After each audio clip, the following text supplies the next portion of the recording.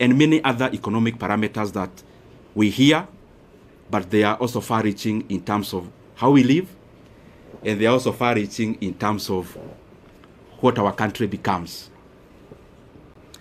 And by the way, out of that experience, in the year 2023, I realized I also needed to upgrade a little bit, because I singularly found that our country,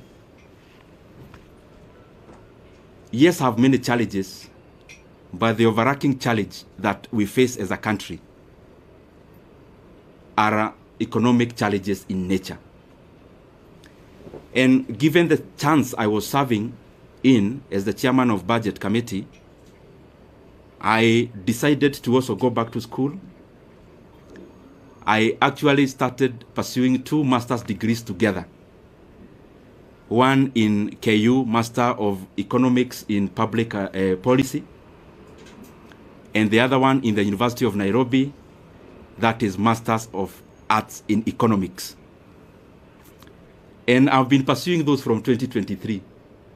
Attending class physically, where I needed to attend physically, and those who offer online, also attending class online, and by the way, as a student, not as an MP. And I decided to do that because I also wanted to deepen my knowledge in the economic platform. And the more the reason, I made it my duty to listen in terms of attendance, and also to participate in any other participatory issues that I needed to do as a student. And gratefully, I am actually done with coursework. I am now doing the projects, both of them together. And by the grace of God, I may graduate this year. I am not talking about myself when I talk about going back to school. It is basically because the motivation of pursuing those 2 actually came out of quest to know better, so that the decision I continued to make are optimal, objective, and especially based on things that then would make our country move forward, especially given the pivotal position which I was serving in. And if you look at this table around here, these 2 shelves is actually classwork. All this you see around here, these are issues around classwork. And I was doing it again, and I'm repeating, because I thought, and I still believe even now, that it is important that even as we serve in our specific capacities, that we continue to also develop ourselves, to sharpen ourselves, so that we can be making more efficient decisions as leaders. So in a nutshell, I have been very, very, I should be very grateful, and I have been very honored by the Kenyan people to have served in that capacity, and especially when our country really needed us to do what we needed to do. Just as snapshot of, so that you understand where I'm coming from. This position is very involving, and I am sure many of you have covered us before.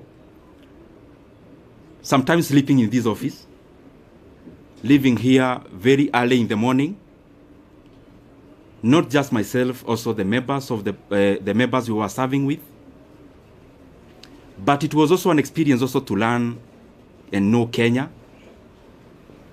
There are things we used to do called public participation, where we would choose, we started with 12, we ended up with 20 counties every year, where we would allocate some retro money, actually 100 million per county, and we would then go there to ask Kenyans what they would prefer that we prioritize. The last one, I was privileged to actually travel all the way to Madeira and interact with the people of Madeira, and I am glad that I have had many of such experiences to also relate what we do on the table and how that is far-reaching and how that affects the lives of the Kenyan people. For example, there when we went, the leaders were very categorical. There was the teachers, a TTC, Teachers Training College, and a KMTC, which they told us the entire 100 million to give to those two.